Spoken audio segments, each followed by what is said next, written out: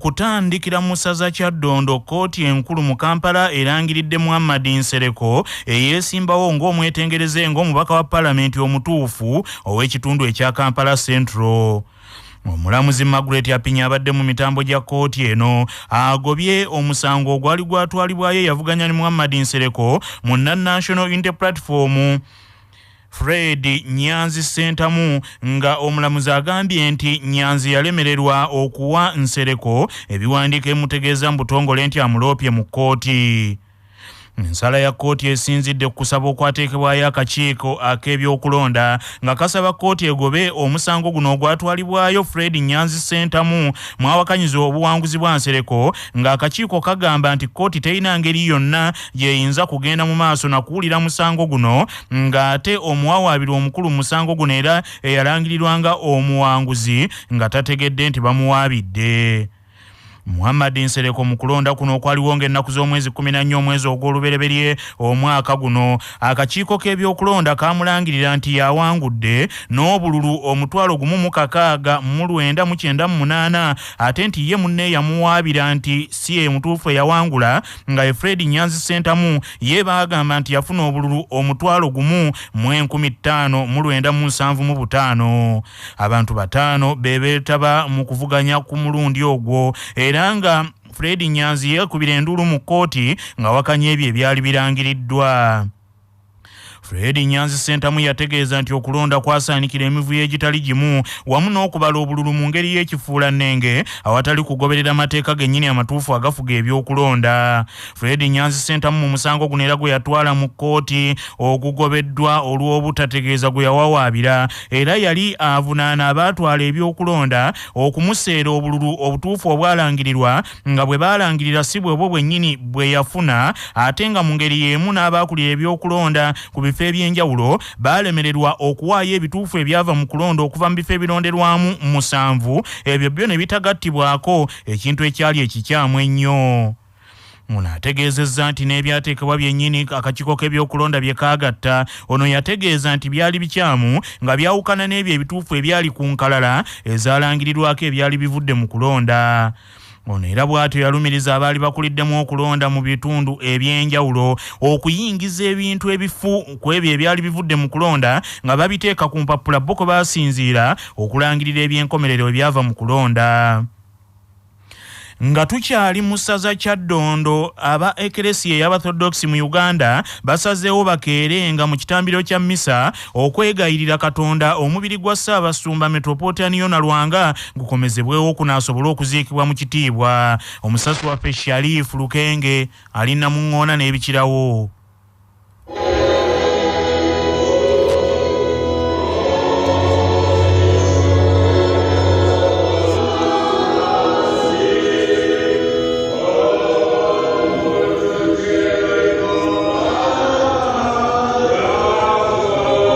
Oluvannyuma lw'aba Orthodox mu ggwanga lino Uganda okukitegeerako nti enteekateeka ey'okuzza omubiri gw'abadde Ssaabasumba w'aba Orthodox mu Uganda Metropolitan Yona Lwanga nti ekyetaagamu obudde enkya y'olunaku olwaleero kye basazeewo kwe kukeeranga ku ekelesiya eno ennamuŋŋoona ate okusabira omwoyo gw'omugenzi Metropolitan Yona Lwanga ate n'okusaba omubiri gwe gukomezebwewo wano mu ggwanga Uganda ate guwummuzibwe mirembe. Kinajjukirwa nti olwaleero lukutte olunaku olw'omwenda nga Ssaabasumba Metropolitan Yona Lwanga avudde mu bulamu bw'ensi eno wabula n'aba Orthodox tebamanyi lunaku lutuufu omubiri gw'omugenzi lwe gugenda okukomezebwawo wano ku butaka guziikibwe era ng'olunaku olw'eggulo akulira enzikiriza y'aba Orthodox mu Uganda Reverend Father John Kibuuka Bosa yategezezza ensi eno nti balinze alipoota ekwata ku nfa y'omugenzi okuva mu Buyonaani era nti singa enaafulumizibwa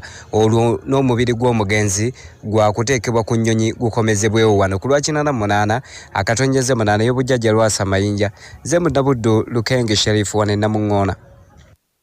Mu ssaza Buddu omuliro ogutannategeerekeka kwe guvudde gukutte era ne gusaanyaawo ebintu bya bukadde na bukadde bwa nsimbi mu kigo ky'Essanje mu disitulikiti ey'Ekyotera. Omusasi waffe Sozi Ssekimpi Lwazi yalina ebisingawo. Reverend Father Mutesasira Franka nga yatwala ebyamasomero ku kigo kino eky'Essanje ategeezezza bannamawulire nkyaleero nti ebintu ebisukkira ddala mu bukadde bw'ensimbi bingi byatukomoddegedde mu nnabbambula w'omuliro eyakutte ebiyumba ebibadde ebirundirwamu enkoko ku kigo kino eky'Essanje ng'era enkoko esukka mu 7 generator n'ebintu ebirala bye byajjiridde mu muliro guno. Ebyo nga biri bityo era abatuuze mu kitundu kino eky'Essanje nakati bakyalimiranga na biwoobe oluvannyuma lwa poliisi okuleeta emirambo gy'abaana ababiri okwabadde Lole Ssentongo ow'emyaka 16 ne Namatovu Asiati ow'emyaka 15 abaafiiridde mu kirombe ky'amayinja olunaku lw'eggulo babadde nga bagenze kwekubisizaayo ebifaananyi. Ku CBS FM leediyo y'obujjajja nze Sose Kimpirwazi Essanje kyotera. Nga tukyali mu ssaza Buddu abantu abatannategeerekeka bakkakkanye ku ddundiro ly'enkoko ne baliteekera omuliro era enkoko eziri eyo mu 10,000 ne zifiira mu njege eno. Ettima lino likoleddwa ku ddundiro lya Salipita ku kyalo Mizindaalo mu ggombolola y'Ekitanda mu disitulikiti ey'Ebukomansimbi nga n'ebintu ebikozesebwa mu kulunda byonna biweddewo. Twafunye ekikangabwa mu maka gange obudde bwabadde bukya ssaawa nga 10.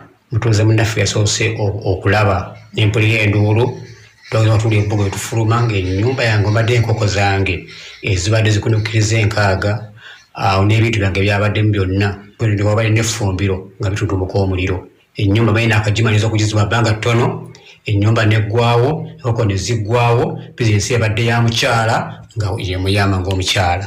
Era omukyala mu maziga ngeza okuwooyawooya ne Mukama Katonda yamanyi. Nyini ntebe w'eggombola y'Ekitanda Kamuli Joseph avumiridde ettima lino n'agamba nti abantu bwe baba n'okusowagana kirungi bakutwale mu b'obuyinza balekenga kusalawo mu ngeri ya kifiiriza. Musaza Singo disitulikiti y'e Kasanda etongozza ebikwekweto ku bantu abasaanyaawo emiti gy'ebibala mu kitundu kino. Omusasi waffe Ssebuufu baana ba Kintu yalina ebisingawo. Disitulikiti y'e Kasanda etongozza ebikwekweto okukwata n'okuggalira abo bonna abeenyigira mu kusaanyaawo obutonde bw'ensi naddala emiti egy'ebibala mu kitundu kino. Ssentebe wa disitulikiti eno y'e Kasanda Fred Kasirye-Zimula ategeezezza nti abantu mu kitundu kino ky'e Kasanda basusse okusaanyaawo emiti nga bookya amanda. Annyonnyodde nti kyennyamiza okulaba nga bangi beenyigira mu muze guno ogw'okwokya amanda era nga bettanidde nnyo okutema emiti egy'ebibala omuli ffene, ovakkedo, emiyembe bye basaanyaawo buli olukedde. Wano wasinzidde n'awera nga bagenda okukola ekikwekweto okufufuuza bonna abeenyigira mu muze guno bakwatibwe era bavunaanibwe mu mbuga z'amateeka olw'okutyoboola obutonde bw'ensi. Wakati mu nkuba eno etonnya tukubiriza abantu kusimba miti olw'ekyeya ekikuba ensi eno kye bayita global warming, kifuuse global warming. Nolwekyo tukubiriza bannakasanda bonna simba emiti, ate bwe kituuka ku miti egy'ebibala tusimbire ddala nnyo kubanga emiti gy'ebibala ate mmere, ate ssente, ate beauty. Ate tugenda kukola ekisoboka okukwata buli muntu atema omuti naddala omuti gw'ebibala. Etteeka liri very clear, omuti ogw'ebibala tetutema. Waaviiriddeyo ng'emiti mingi mu kitundu kino gisaanyiziddwawo naddala abo abookya amanda. Ssebuufu baana ba Kintu, CBS FM Essingo. Musaza Busiro ensonga z'abanyini ntebe abeerose okwesiba ku misango gy'ettaka mu tawuni kanse y'e Katabi mu Ntebe zitadde banyini ntebe ba LC ey'okubiri mu Kattu olw'ebizibu bye bazuulanga bituuse mu yaafeesi zaabwe. Omusasi waffe Kakooza George William katuwa ebisingawo. Ate ekizibu ekisinga okuba ekinene nti LC wano tekisobola misango gya ttaka ate zigiremera. Abantu ne babonaabona nnyo ng'emisango bwe giri kugiremedde ku LC wano tegivaawo, tegitambula kweyongera gye gina kutambula. Kujimaza zigende ku polisi kuba kusiba. Ensonga z'ettaka zigenda na kuteesa na kunoonyereza kulaba. Oyo ye ssentebe wa LC ey'okubiri mu muluka ogw'enkumba mu tawuni kanse y'e Katabi Stephen Mugalula ng'annyonnyola ekizibu kye bayitamu ku nsonga z'ettaka ezeesiba mu bassentebe b'ebyalo nga n'abasinga basibiddwa kyokka nga bagaanye okuzivaamu. Tunnyonnyodde nti okuva lwe yayingira mu bukulembeze obwa LC ey'okubiri yakakola ku misango 120 mu muluka guno ogw'enkumba ng'emisango 96 gigonjoddwa mu mirembe,